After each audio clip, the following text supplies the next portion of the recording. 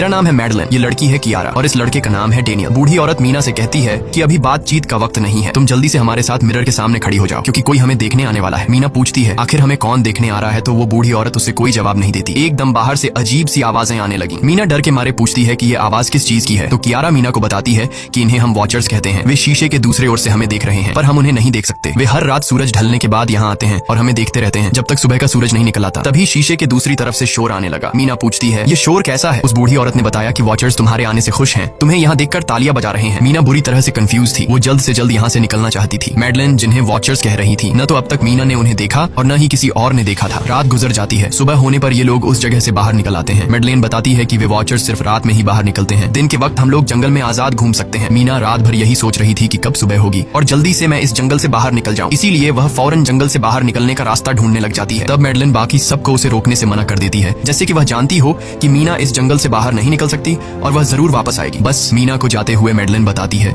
कि तुम्हारा यह फैसला अच्छा नहीं है, इस जंगल से बाहर निकलने का कोई रास्ता नहीं है। रात होने से पहले हमें इस घर में वापस आना पड़ता है, अगर तुम लेट हो गई तो तुम अपनी जान से हाथ धो बैठोगी। मीना किसी की बात नहीं सुनती और अपने पैरेट को लेते हुए तेजी से आगे बढ़ती है। थोड़ा सा आगे बढ़ने पर उसे वहीं पॉइंट ऑफ नो रिटर्न वाला साइन दिखाई देता है। उसे देखकर वो घबरा तो गई लेकिन उसने हिम्मत नहीं हारी और सूरज को देखकर सूरज की डायरेक्शन में आगे बढ़ती रही, पर जंगल से निकलने में कामयाब नहीं हो सकी। आगे चलकर रास्ता ही खत्म हो गया। मीना ने देखा कि वो एक पहाड़ के टॉप पर खड़ी है जहाँ से आगे दूर दूर तक जंगल के सिवा कुछ भी नहीं था, इसीलिए वो मायूस होकर नीचे बैठ जाती है। तभी अचानक उसके कंधे पर किसी ने हाथ रखा, वो डर गई और जब उसने पीछे मुड़कर देखा तो वो बूढ़ी औरत मैडलिन थी। यहाँ मैडलिन उसे हौसला देती है और कहती है कि सिर्फ तुम ही नहीं जिसने यहाँ से निकलने की कोशिश की और हार गई, हम भी तुम्हारी तरह ही हार कर यहाँ रुके हैं। यहाँ से बाहर निकलने का कोई रास्ता नहीं, चलो मैं तुम्हें कुछ दिखाती हूँ। मैडलिन मीना को जंगल की तरफ लेकर जाती है। मैडलिन मीना से कहती है ये जंगल एक शिकारी है और हम सब उसका शिकार, अगर जिंदा रहना चाहती हो तो हमारे साथ ही रहो। मैडलिन उसे पॉइंट ऑफ नो रिटर्न वाले काफी सारे साइन बोर्ड दिखाती है जो कि जंगल के चारों तरफ गोल घेरे में लगे थे और उनके बीच में था उनका कमरा। मैडलिन बताती है कि यह हमारे घर से आधे दिन के फासले पर लगे हैं, अगर इसे आगे गई तो वापस लौटना मुश्किल हो जाएगा, इसलिए कभी भी यह तुम्हें नजर आए तो तुम इन्हें इग्नोर मत करना। मीना पूछती है ये सब किसने बनाया, तो वो जवाब देती है ये एक प्रोफेसर ने बनाया है, लेकिन अब तक उसे किसी ने देखा नहीं है। अब रात हो जाती है, ये लोग वापस उस घर के अंदर आ जाते हैं। हर रात वॉचर्स उन्हें देखने के लिए आते थे। आज कियारा नामी लड़की उनके सामने डांस करती है और कहती है ये सब उन्हें पसंद है। ऐसा नहीं था कि इन चारों को हर रात वॉचर्स के सामने खड़ा ही रहना पड़ता था, ये लोग जो चाहते वह कर सकते थे, बस ये लोग उनकी तरफ अपनी कमर नहीं कर सकते थे। ऐसा करने पर वो लोग बहुत ज्यादा गुस्सा हो जाते थे। रात में तो उन्हें सिर्फ वॉचर्स का मसला था, लेकिन दिन में भी उन्हें बहुत मुश्किलों का सामना करना पड़ता था। ये लोग जंगल से हर रोज अपना पेट भरने के लिए कुछ न कुछ शिकार करके लाते थे